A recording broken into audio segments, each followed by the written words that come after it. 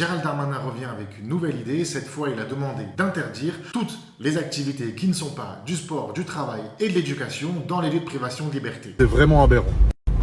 Là, c'est un manque de respect. Cette demande fait suite à une polémique lancée par un syndicat, FO Justice, après qu'une école toulousaine ait gracieusement proposé de faire des massages à une vingtaine de détenus et après qu'un atelier de danse country ait été proposé à certains d'entre eux. C'est marrant parce qu'à Seyss, ils se préoccupent pas beaucoup de la dignité, ou en tout cas pas autant, alors qu'il y a de nombreuses dénonciations et condamnations des conditions indignes de détention à Seyss, justement. Et petite anecdote personnelle, quand j'étais élève avocat, j'ai pu visiter la maison d'arrêt et le centre de détention de Seyss au lendemain de la publication du rapport du contrôleur général des lieux de privation de liberté qui pointait du doigt les conditions indignes de détention et les violences commises à l'encontre de certains détenus. Et à l'époque, le surveillant m'avait fait comprendre qu'un rapport du CGLPL, c'est ni plus ni moins qu'un torchon, et qu'on ne pouvait pas se comporter autrement avec les détenus qu'avec des animaux. Revenons-en à nos massages. Il faut apporter quelques précisions. D'abord, ces massages ont été offerts gracieusement par une école toulousaine et ça n'a donc rien coûté à ceux qui disent « c'est donc là où vont nos impôts ». Ensuite,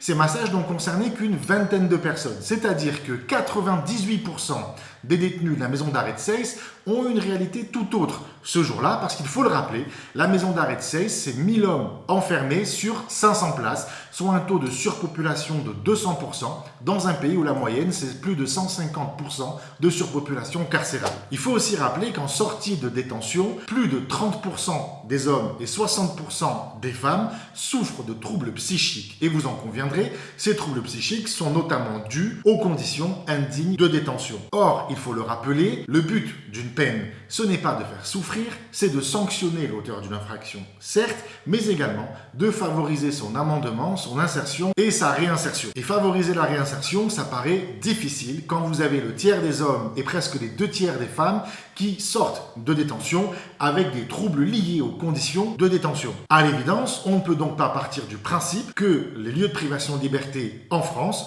sont des 5 étoiles, parce qu'on ne peut pas partir du principe que tous ceux qui dénoncent ce qui s'est passé à Seyss rêveraient de séjourner dans un lieu de privation de liberté, tant ce serait le Club Med. Alors oui, toute polémique doit s'entendre, mais elle ne doit pas devenir un principe de réalité entretenu par un garde des Sceaux lorsqu'elle est faussée par une réalité qui est tout autre et qui est celle de l'indignité des conditions de détention en France.